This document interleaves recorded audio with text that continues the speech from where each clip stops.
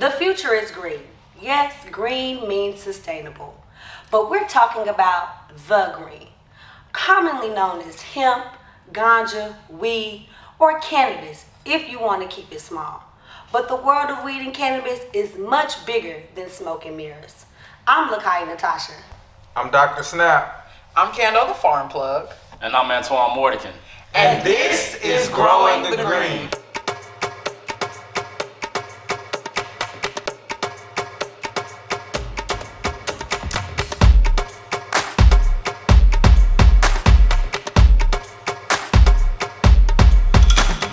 Welcome now, family. This is Antoine Mordican, your Alabama State Director for Minorities for Medical Marijuana, and this is our news segment today. Got a few brief things for you. First, I always love to talk about the cannabis industry here in Alabama, how everything is unfolding. As of March 1st, every cultivator should now have had their pre-commence inspection. So this week, we should hear some news coming back from the commission if these companies are approved to go ahead and start cultivating, pretty much to go ahead and open their doors for business and start operating. So hopefully we get a good fix on that. Shout out to everybody that went out and voted this past Tuesday. We got a couple things back from that. The Democratic side, presidential-wise, we got Joe Biden. Of course, on the Republican side, we got former President Trump to be running as the Republican candidate, as well as we got some more winners as well and some runoffs coming up in the future. But that's in Alabama news. But I would like to provide y'all with some news out in Florida. Florida also passed a bill this past Saturday that got the votes. It's HB 1585 or something like that. But this bill is going to allow for them to be able to issue some more licenses on their medical program in the state of Florida, which is good. But the bill is every bill consists of a lot, but this is one of the outcomes of that bill that they'll be able to give out two more minority licenses in the state of Florida. About also like to talk about another loss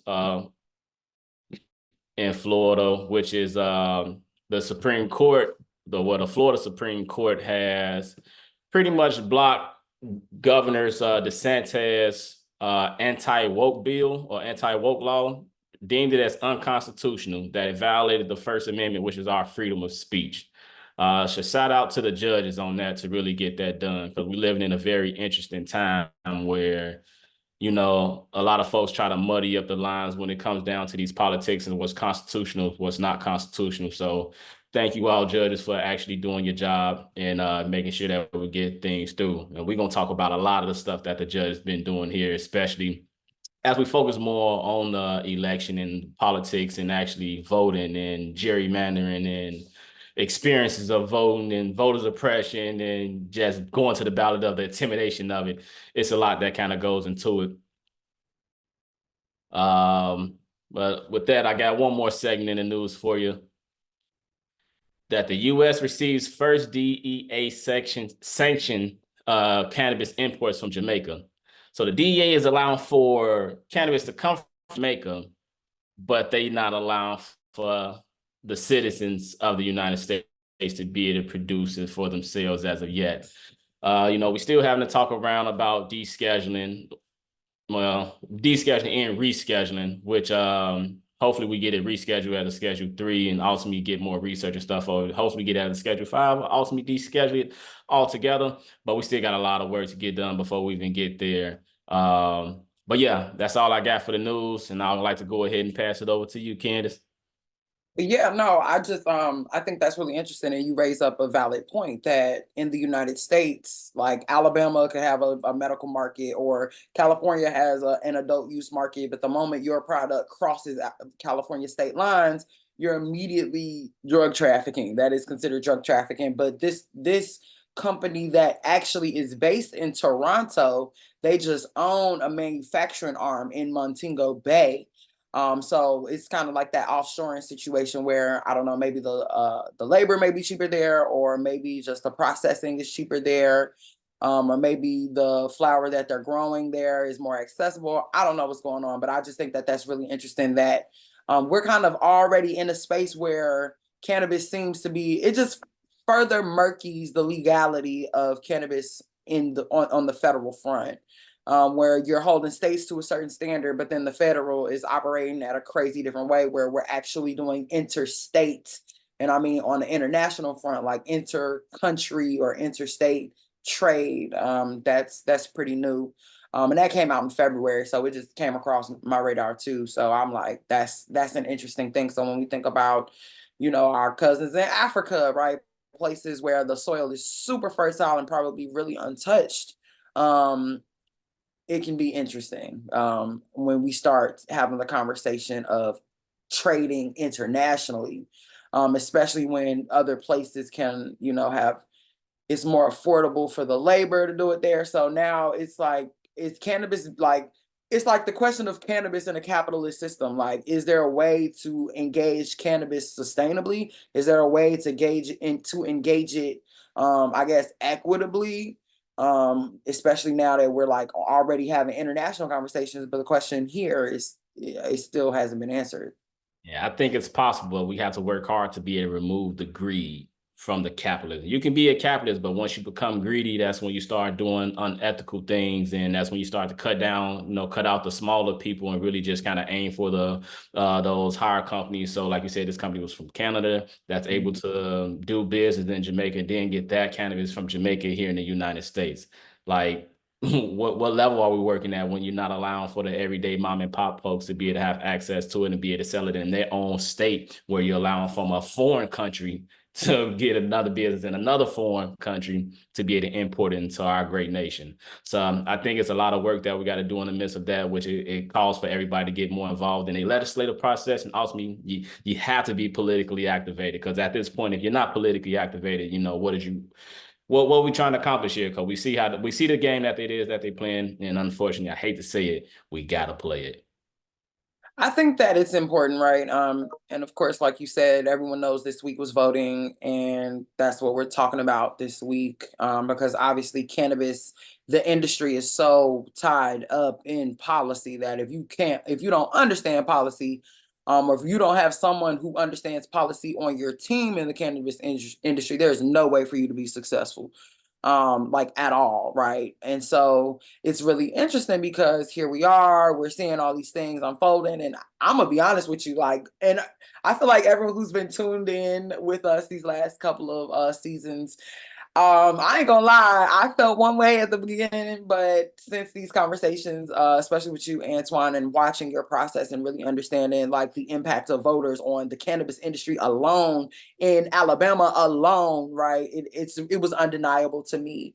And I find a lot of my peers that like, it doesn't even make change, it doesn't matter. And I'm like, well, I'm not expecting, and I was one of those people. And in some ways I am still very much that person. But I also know that voting is not all that I'm doing, right? And so voting is like one of the tools in my belt that I can use to secure the type of future for myself and my community that I want to see myself in, right? So it's like when you go to the gym, you don't just work out your biceps, you don't just work out your hamstrings, you're working out your whole body. The goal is to get your whole body together to work like a system, right? And so if those systems are, if your hamstring don't work, the way you walk gonna be affected, right? And it's the same thing. If our voting, if our ability to have agency, and this is not even just in a capitalist system, right? Because can democracy exist in capitalism? Who knows, right? That's a conversation for another day. But if we don't get involved, if we don't allow ourselves to be heard, I think Audre Lorde has a quote where they're basically saying that if you don't use your voice, they're gonna beat you. If you say something, they're gonna beat you.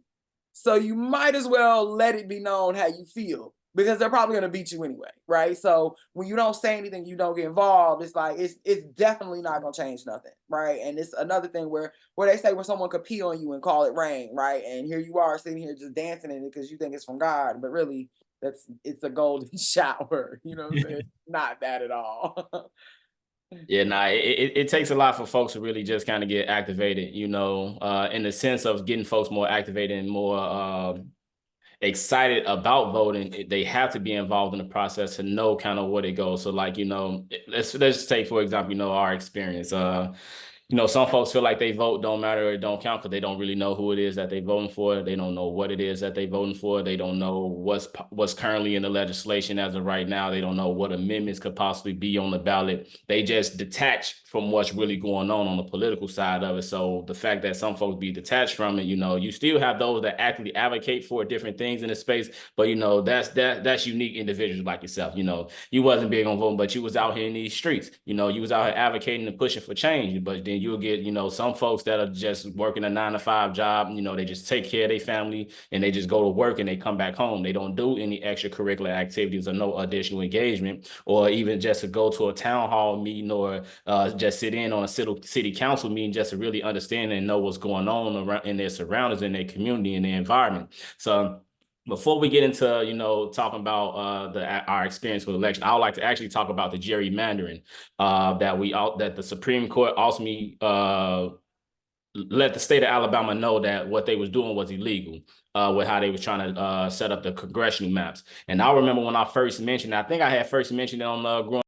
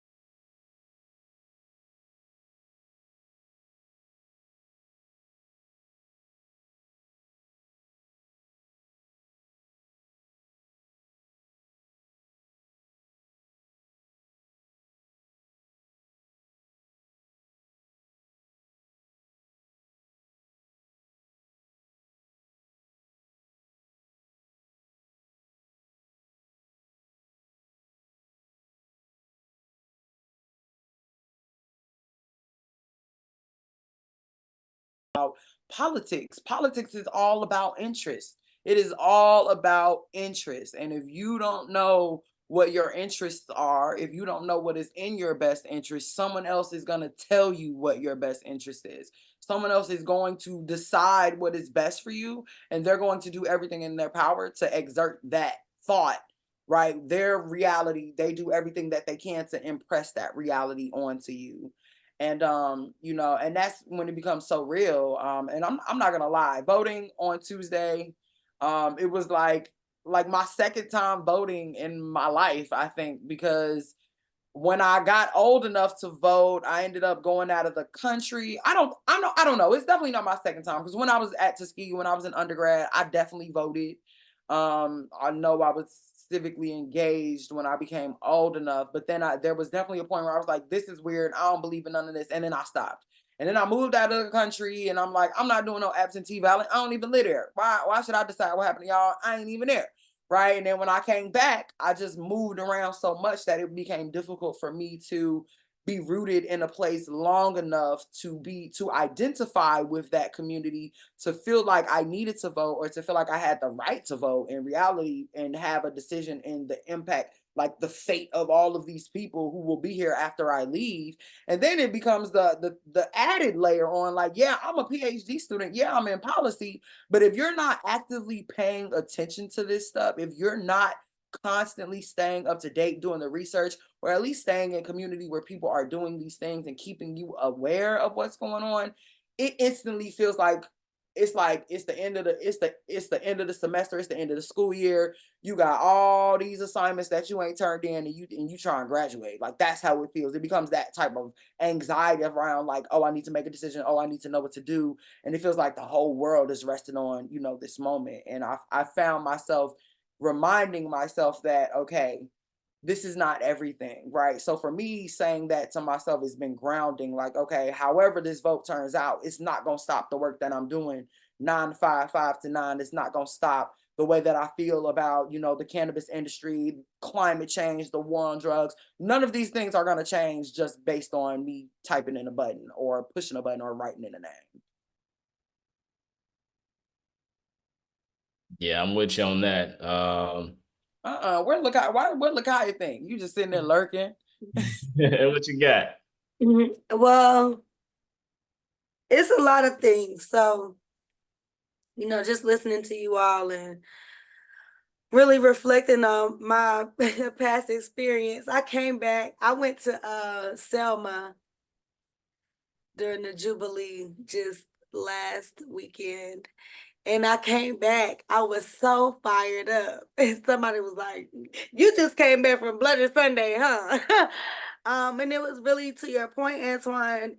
It's really about the education that is a key factor that impacts people's motive to even go out and vote, right? Really having an understanding of what the positions you're voting for, like what do these people even do, what they're responsible for, the fact that they get paid, if they're paid or not paid, and how they're paid and what are they paid for. Like it's, like understanding the depths of the process, and especially in these local elections, because those are the ones that are closest to us. So education is a big part. And then to your point, Candace, like our indifferences are actually justified. And it's very interesting because though our indifferences are justified, I don't think we fathom the capacity or like the magnitude of how the vote still really matters under what we view as a corrupt voting system, right? Like we believe that, and it maybe corrupt is too far. Let's say flawed, right? So we talked about some things that we don't like about the voting system. I'm So just gonna say that I think corrupt was an okay word. When you have, and this is just an example, when you have the Pentagon or the Department of Defense literally have $1 trillion go missing, totally unaccounted for, and there is nobody to follow up. There is nobody to say, okay, well, someone needs to be held responsible for this gross misuse of funds. These are our tax dollars. We don't know what they're doing, and we know they're using stuff to blow people up. At the least you can do is manage the money, right? And like, when you think about the fact that the president is commander in chief of this, it's like, okay, well, you're the boss here, and it's like if you can't even manage the budget for y'all, it's just like what? Like, no. So to me, I do think that we have to name what it is, right? We can call it corruption when it's in Africa. We can call it corruption when it's in South America. We can call it corruption when it's in Haiti, right? But how come we can't call it what it is when it's in Great Britain or when it's in, the United States? I think corrupt is a good word to use, personally. yeah, well, and to that, it has been that way even since it's been introduced to us. Like the balance of it, right? Remembering how Black people, when first the fight to get the right to vote, right? Like really understand, like Bloody Sunday was real, y'all. Like these people were simply ready to walk for at least, they're literally ready to take a journey and are beat to pulps. And they're not made it out the city. They ain't made it out the town. They ain't made it nowhere. Beat to a pulp, like to understand the the brutality that the system goes through to oppress the vote. You have to then know, like, that is the magnitude of the vote itself. That is the power of the vote. No one would try so hard to stop something if it didn't matter so much.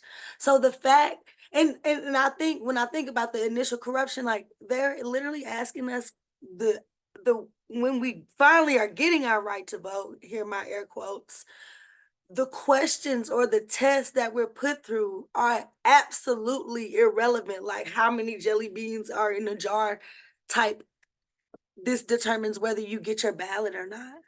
Right? So it's been corrupt since we've been introduced to it, but it's only been treated that way because it is literally it's it is the system. Like it is the democratic system. That the power is in the people, and there are still things even within the system that are strategically there to keep you from operating in your power, like showing up to the town hall meetings that are held on Tuesday at 2 o'clock p.m. while you're literally at work.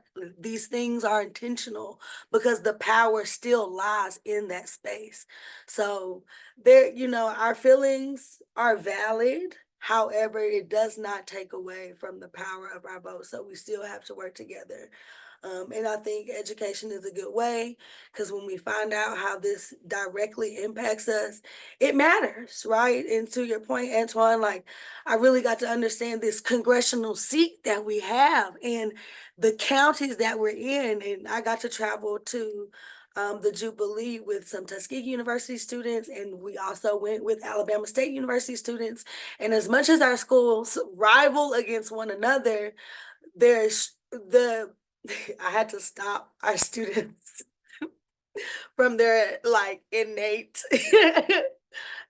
desire to boo one another because right, we have to be united in our struggle. We have to be united with Montgomery County and Macon County, where Alabama State University and Tuskegee University, they both lie in this new district where we have this new seat that covers the black belt. It should be a black seat. Okay, but I'm just, but it's important that black people get out and vote because if we don't, then we still lend our power. We still, and we're not the minority. So just go outside. And I think also like it speaks to like community, you know what I'm saying? Because something else that stood out to me when I went to vote is I noticed that people were giving out sample ballots. And a sample ballot is basically when people give you an example. They basically fill out the ballot telling you who you should vote for, right? Like if you identify with these principles, right, and the person who hands you the sample ballot can tell you a lot, right, about what you believe, like, or what they believe, or who they're standing by. So, and that's not to say again. I think that I like Jubilee, and I think it's interesting because I was having a conversation with someone and I referred to it as Bloody Sunday. And he said he was like, it's so interesting that you even refer to it that way because before Bloody Sunday, there was a whole week of events that were unfolding that literally took to be able to pull this off in the 1960s, right? Like we do this, like there was just that gigantic march on March 2nd for Palestine. We were able to organize that from sharing, you know what I'm saying, on the internet. During the 60s at Tuskegee University, when the students wanted to organize a meeting, they would all be in the cave and they would stomp their feet together, and it would be so loud and so resounding and so in unity at the same time that it would ring all across that side of the city. And people would know based on hearing those stomps that it was time to mobilize, that there was a place to meet and that you needed to be there so you could get more information. Right. And so here we are, and again, looking at Jubilee, to walk from one county, from a rural county all the way to your state capital, they had to organize stops. They had to organize across cities, right? The literal congressional district that we just fought for, that is like a map of what they had to walk, which if you zoom out and you go even further back in history, that borderlines on the Trail of Tears, right? So there are a lot of parallels, right? To further your point, Lakaya, there are so many parallels in the struggle for people who want to be heard, for people who want to be seen, for the people that really built, this country of the United States. And if we are not able to And contrary to what everyone believes, like we don't all have to be on the exact same page for us to work together. I don't gotta love ASU Hornets for me to understand that my fate as a young Black woman in the Black Belt of Alabama is just as much intertwined with theirs as theirs is with mine. And it doesn't take anything, you know what I'm saying? It shouldn't be anything that can distract me from that. Right. You may be a Muslim, I may be a Christian, it may be whatever it is, but at the end of the day, there's a very real connection in our faiths. And I think that even when we think about another piece of news, right, that we didn't touch on is what's going on in Mississippi. There was the policy that legislative bill, I can't remember the name and the number, that they were pushing to basically create a commission that would evaluate the impact and basically the worthiness of the state funded schools. 3 of these 8 schools are HBCUs. We've been chronically underfunded since the beginning of their inception. They have never had the money, they've never had the resources to compete with, Ole Miss. And yet they wanted to put together a commission to basically evaluate the economic impact of all of these schools. They wanted to see how many of the schools, and this is something that stood out to me when I was reading it. And I was having a conversation with Dr. Chavers about this yesterday. Shout out Dr. Chavers in political science.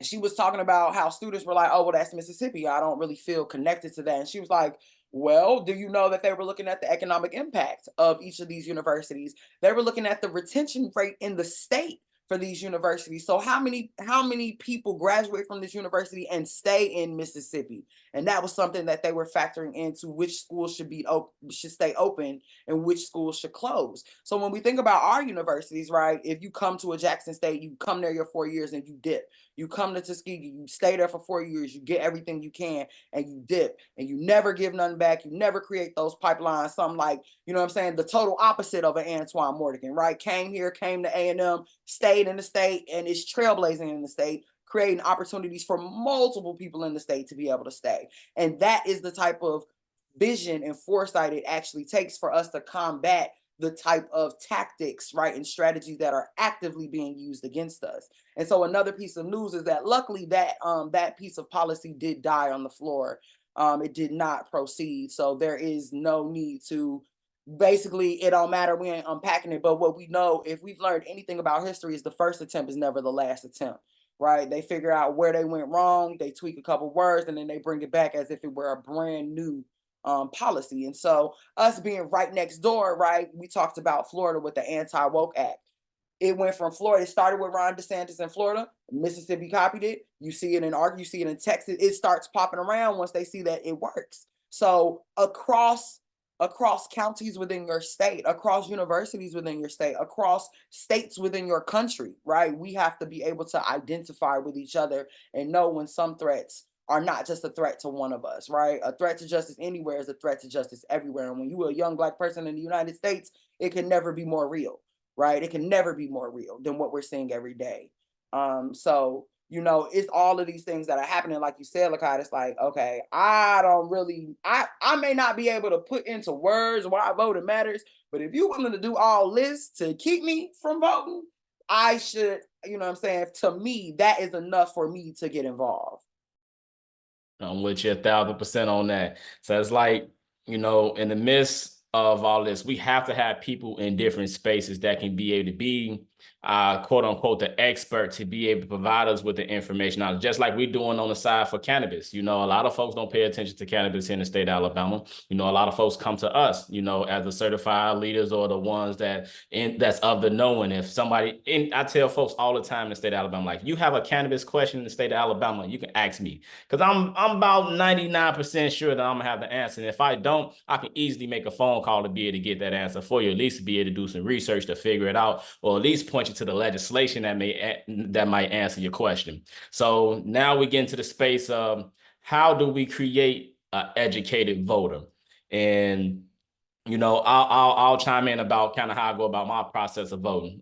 Me and my wife, when we go to vote, She'll vote whichever way I kind of tell her to vote. But at the same time, we'll sit down and do research. I'll do research on the candidates, what they've been, what they've been pushing for, what they've been campaigning on. Even if they already serving in office, all right, what you've been already voting on, what have you been supporting? Now you kind of change the ships. Well, what made you want to choose a different route than you previously been doing as well? We got to be very sensitive about these amendments too that be on these ballots. Like a few years ago.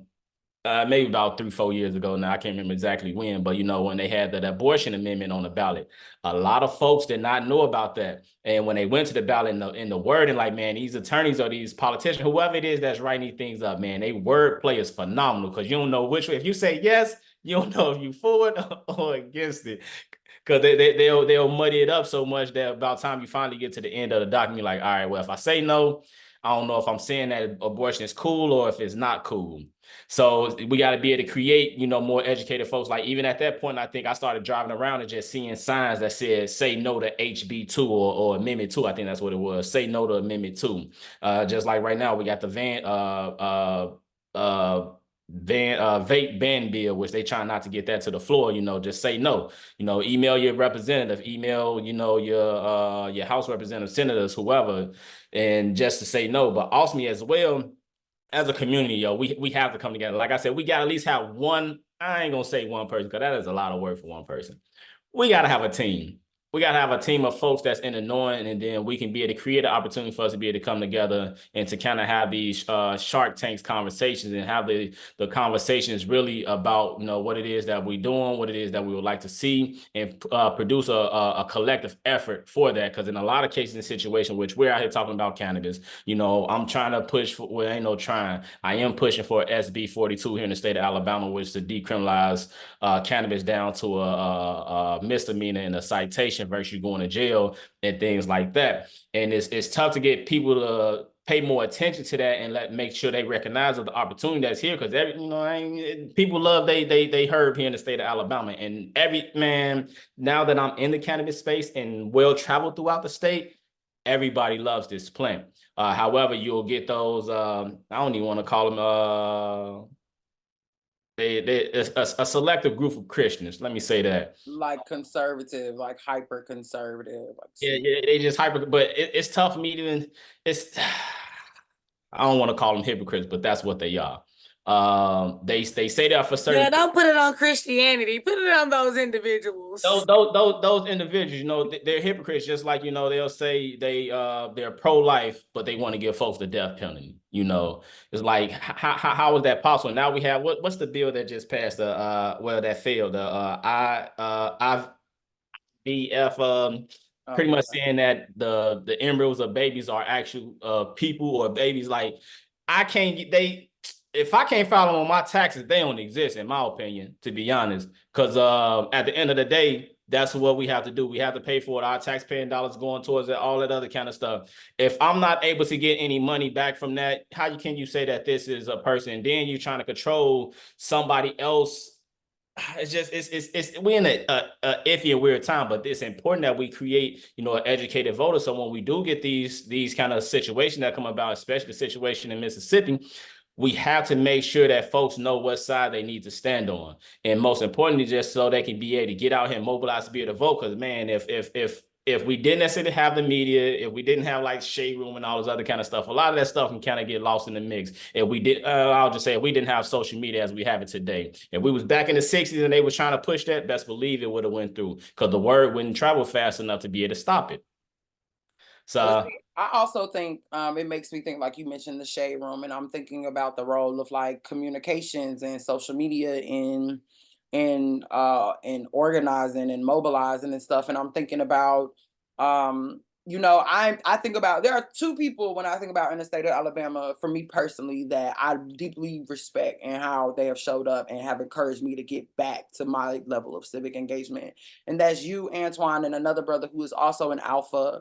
His name is RJ, Ronald James Jr. And his brother is really dope, really phenomenal. And, he's a barber, he cut hair and he organized. Like that's this man, he do comedy. You know what I'm saying? Like that's this man's MO. And I went to the State House a couple weeks ago when they were trying to pass that, what was the SB 129, when they were trying to basically make basically, if you help someone fill out their absentee ballot, they were pushing to make that the equivalent of a Class B felony, which is that of first-degree manslaughter and statutory rape. So they were basically fighting to make that the same thing. And it's not until you really get involved and you go to the state house and you see the people and you build these relationships, and that's what I'm saying. It's a community. You know what I'm saying? Like, you have to have people like Black Voters Matter, right? Like Alabama Rise, right? Like Miss Aquanetta. And this is where I would say, and it's only you and RJ that are saving the rest of the D9, but I'm gonna be real. I need my D9 people to do more. Like, for Boosie to be, shimmying with the Noops 2 years ago. You got Q's, what is that? Justin, that fine man, Justin Hurts, whatever his name is, he a Q, that fine man, whatever he had, you know what I'm talking about. That man is a Q. Like, we right now as Black people have reached a point of mainstream pop culture in America that for the shade room, for so many young Black people to think that voting doesn't matter, when we know what the shade room is and how it has this influence over us, it makes me question these type of platforms. Like, what are you actually doing? Because I've seen articles where the shade room, they'll pay for play platform. If you pay them, they'll air you. It don't really matter what you're talking about, right? So where and I think that's the interesting part. Like, and again, when I'm thinking about my experience when I just went to vote. I just moved, right? So I had to register. I just registered to vote in Montgomery like 2 weeks ago. So when I went to vote this week, I wasn't even in the system, right? So that was like, whoa, I'm thinking I'm gonna go in, push a little button, go to the little ballot machine. I'm like, oh, my experience. So I was all excited, like, yeah, I'm gonna do it and show up. It was not that, right? I had to do a provisional ballot. I'm like, well, I don't even know what this is. I'm a PhD student. I'm like, dude, I don't even know what this is, right? And then I'm trying to read it. I'm reading the words, like you talked about, the way that they make the policies, the way they write it is intentionally confusing. It's never in layman's terms. It's like, but then they say that, well, they don't say that because you see what they're doing with education, the way that they want to gut it. And here in Montgomery, one of the things that was actually on the ballot was a tax for funds to go to Montgomery public schools. So we know that there's an attack on the public school education system, right? Like, if you can't afford to go to a charter school or you can't afford a private school, they're actively gutting public schools so that you basically have nothing when you go there. And it was really funny because I was doing research on it and I'm noticing that part of what conservatives or super Republicans or whatever, people who were against this public education tax, they were basically trying to make people think that it was a new tax. And I'm watching, interviews with the superintendent, and he's telling people like, y'all, this is not a new tax. You've been paying this tax. It has always been here. Right now, the mandate on the legislation was only for 40 years. The 40 years is up. We just got to vote on it again so we can keep it for another 40 years. But the way that the misinformation was spread was like, they trying to take more money, like the government trying to get more money. And it's like that little bit of misinformation, you see how it trickles down and how we think, oh, well, the government just trying to take my money, but, or I need another stimmy before I'm trying to give another tax. But in reality, you've been paying this tax. Like, and it's just something as simple as that, as a play on language or a play on words that could have you voting against your own interests. Right. So, when Dave Chappelle said in his stand-up that, when he went to vote, it was funny to him because it was some white men in line with him and they were talking about how excited they were about Donald Trump and how he was going to make America great again. And it was funny to him because, Dave Chappelle is a millionaire. That man rich. In his head, he like, Trump is going to do more for me as a millionaire than he going to do for you just because you white. And that's the reality. Like, there's a bigger game that's going on here. And it don't matter if you black or white or whatever. The reality is people who are in politics, they getting paid to be in politics. And they in tax brackets that we not in a lot of cases. So while a person is weaponizing our identities to make us work against each other, we all struggling when we go to the grocery store. You know what I'm saying? We're all feeling the burden of inflation come down on us. But how do we deal with that? How do we cope with that? Who are we blaming for that? That is when we start getting into the nuances of policy and divisiveness. And, now I'm going to take, because I can't feed my family, I'm going to take my little bit of power and I'm going to make you guess jelly beans. Now I get to decide whether or not you feed your family because somebody else took that power from me. I'm not me collaborating with you so we can both get our power back, right? I'm gonna just go with the path of least resistance. And a lot of times, at this point, if you racist, you lazy, bro. Like, it's just easier for you to believe these things because if you look at history, there's plenty of proof and facts and numbers outside to tell us all that this level of divisiveness is not beneficial for any of us, because there's a 1% that got all the money and all of us are struggling for what they leave us. And that, if anything, to me, that is more of a call to action, a call for unity across all the United States, right? But, you know, that's another conversation for another day. Well, it's important for us to be able to unify out here. You know, so now that we get into the aspect of, we talking money. So I'm gonna go ahead and take it back to cannabis. You know, with the program and everything that we get, they still have not really announced or decided on how they're going to be able to use the tax revenues generated from the program. Their goal, when the discussions was having at the time, and I'll need to double check on that because they may have silently moved that and already kind of got that in place. But they was talking about, putting it in like a general pool and stuff like that. And then they have money for research that most likely going to go to University of Alabama, Auburn and stuff like that. It's important that we come together and know what it is that we want to do. Like we got our schools that's underserved out here. We need to make sure that they getting the money. It's already been documented that Alabama has been underfunding HBCUs billions of dollars. We need to make sure that some of that money is making up for that. But however, if folks not showing up at the ballot, it's tough to do so. And even with my experience, like when I went voting, man, it was inspiring, but it was also discouraging at the same time. So when me and my wife went and voted, I kid you not, we was definitely made about 30, 40 minutes, sat in the parking lot for a little bit, did some research. Man, the age range and the people that was walking into here to vote, I kid you not, the age had to be like 55 to like 80 of just old white folks. It was one woman that was in that vote. She couldn't even stand up straight. Her back was badly bowed and crooked. She could barely even walk, but best believe she's in there exercising her right to vote. And it made me feel away like, dang, I can't even call the homie up like, yo, meet me at, so-and-so, so we can be able to get out here and vote. Oh man, I got this going on, or I gotta be at work. Like scrap work, they supposed to let you out so you can go vote. But just based off, historically, folks be kind of scared to speak up on certain things, jeopardize losing their job, or they supervisor manager may end up getting down on them, docking they pay XYZ, whatever the case may be, that really continues to oppress us from getting out to vote. So it's like, it's such a domino effect. It's just a waterfall and they keep cutting our water off.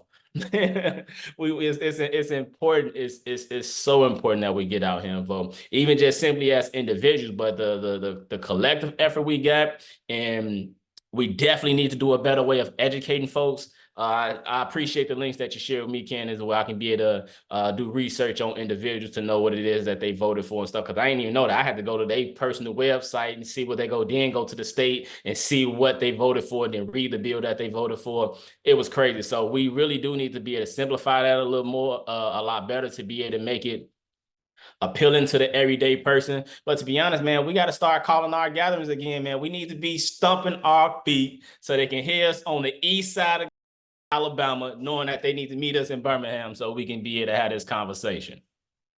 Antoine, I'm definitely with you. We definitely need to be stumping our feet. And to your opening point, we need to be knowing what we're asking for. I'm gonna disagree with where the money, this tax money, I'm gonna say, when it comes to HBCU debt, that's old debt. And they better find some old money to pay for it. We ain't trying to take my new money to pay your old debt. Don't do that. So, but I do think, to your point, we need to understand what it is that we're going to be asking for, what it is that we want. And, I like to hear, what it is you guys think those tax dollars should go to. And I'm gonna just start by saying, I think I'm really excited. This really makes me think about our decriminalization to legalization, because I'm instantly going to rehabilitation programs, right? Like, let my people go and give them this extra cheese on the side. Like, I got my cheese, they can get your cheese, and you get to keep writing policy that I tell you to write. I say this, I got a really dope vision for Alabama. But like how I like to tell folks, some folks may think I'm already rich. They already may think I'm a millionaire, XYZ. I wouldn't probably sound far away from it. In the Lord, I already got it. But I would say this, it don't matter. Every year, as long as the Lord allow for my money to increase, I'm fine. I'm not trying to take nothing off of your plate, Candace. I'm not trying to take nothing off of your plate, okay? I'm actually trying to add more to your plate because the more you get, the more I'm gonna get. And we're gonna continue to eat. We can continue to feast and we can invite more, to the party. But I think we definitely need to have a concerted effort or a focused effort to be able to get folks out of jail. Rehabilitation is key, is critical to be able to allow folks to be able to, to get back into society and be able to be contributing citizens into our daily lives.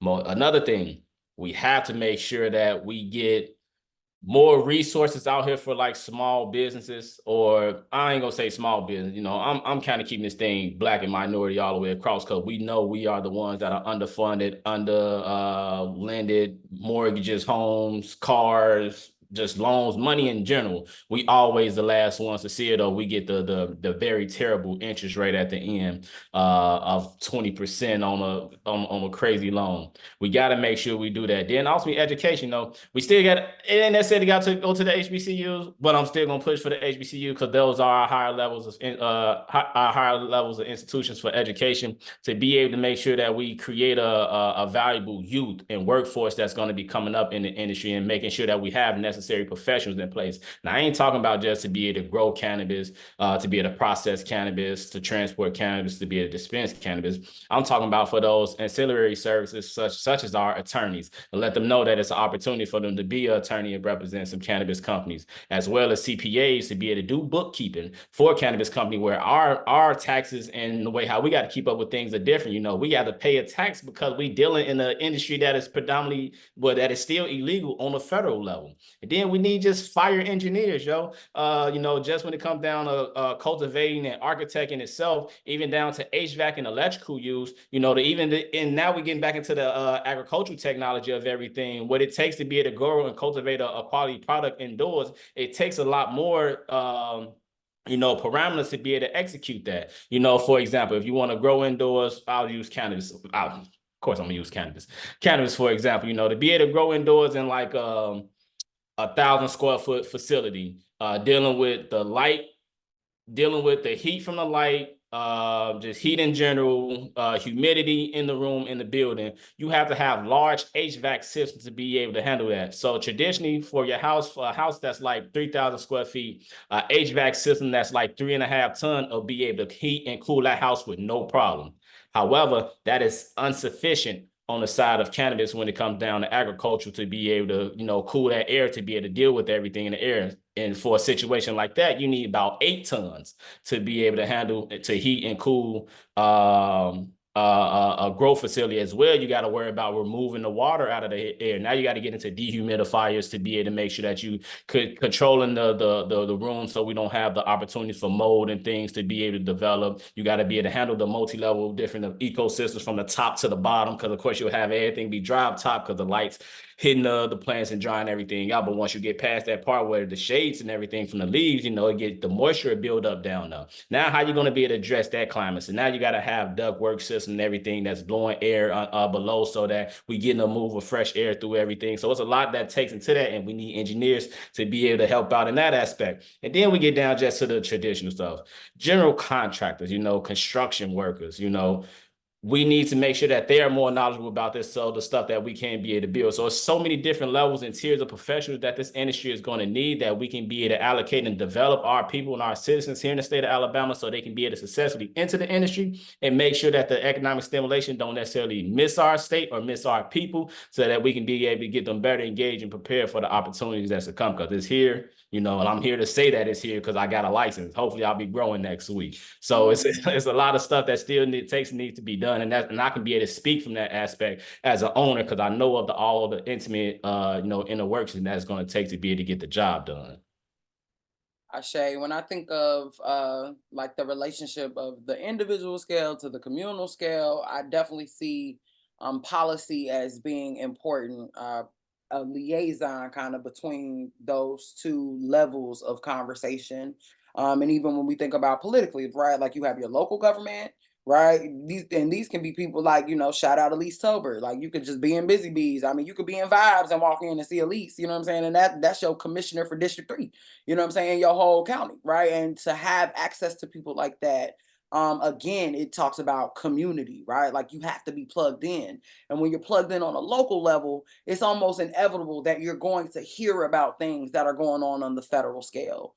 So looking at the relationship between voting and cannabis in the future, and to answer your question, Lakaya, the taxes, it makes me think about the 40 tons project, right? Like there are plenty of initiatives all across the United States that are intentional, with around, the reparations or the restitution of, people who have sacrificed their entire lives for this plant. And the reality is, through groups like M4MM, Minorities for Medical Marijuana, SMART, right? Students for Marijuana. Student Marijuana Alliance Alliance. for Research and Transparency. I'm like, wait a minute, there's so many acronyms. Yes. I just had a whole blank earth. Yes. You got SSDP, right? Students for Sustainable Drug Policy, right? And these are just different resources that people can tap into to get more information around what's going on. You got ontheissues.org. Of course, you have the news, right? Which, take that with a grain of salt, however you want. But NPR, right? I support NPR. I can appreciate that because it's very local. NPR is a collection of public broadcasting people in their communities telling stories that are relevant to them, that is nationally syndicated so we can share and hear stories across the country. So all of this to say ultimately that no one can grow the green alone, guys. It takes a community that is willing to learn and grow together. And these are the seeds that we plan to keep sowing. So let's keep learning, reaping, and sowing together. And we'll see y'all next week on Growing the Green.